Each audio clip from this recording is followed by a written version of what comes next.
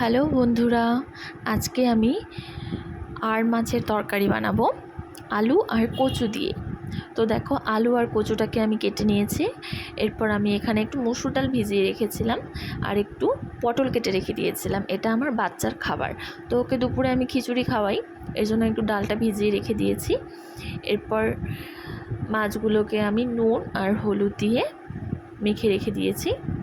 কিছু মাছ আমি ভাজতে বসিয়ে দিয়েছি, মাছগুলো ভাজা হচ্ছে।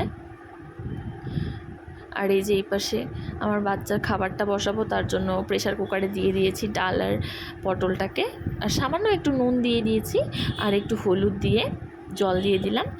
আর আজকে ওকে একটু ভাবছি আর মাছ খাওয়াবো, তো যেহেতু আর মাছে কাটা থাকে না, তাই সামান্য একটু দিয়ে দিয়েছি। দেখো, এই যে খুবই অল্প দিয়ে দিয়েছি।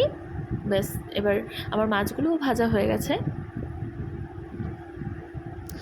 এই যে এবার কড়াতে আবার তেল দিয়ে তার মধ্যে একটু জিরে ফোড়ন দিয়ে এখন আমি আলু আর কচুটা দিয়ে দিলাম। এবার এটাকে ভালো করে একটু ভেজে নেব,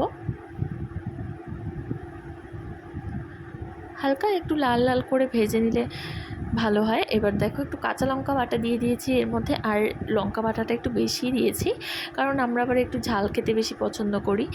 এর মধ্যে একটু নুন দিয়ে নুনটা আমি আগে দিয়েছিলাম, তো এখন একটু হলুদ দিয়ে দিলাম, হলুদ আর লঙ্কার গুঁড়ো দিয়ে দিলাম।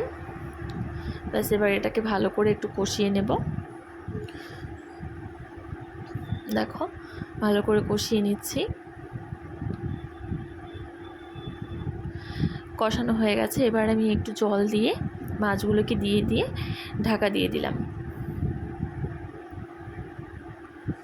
ব্যাস, এবার এটাকে আমি 10 থেকে 15 মিনিট মতো এটাকে আমি জাল দিয়েছি। এবার এর মধ্যে আমি জিরে গুঁড়ো দিয়ে দিচ্ছি। জিরে গুঁড়োটা দেওয়ার পর 3 থেকে 4 মিনিট মতো রেখে দিয়েছি।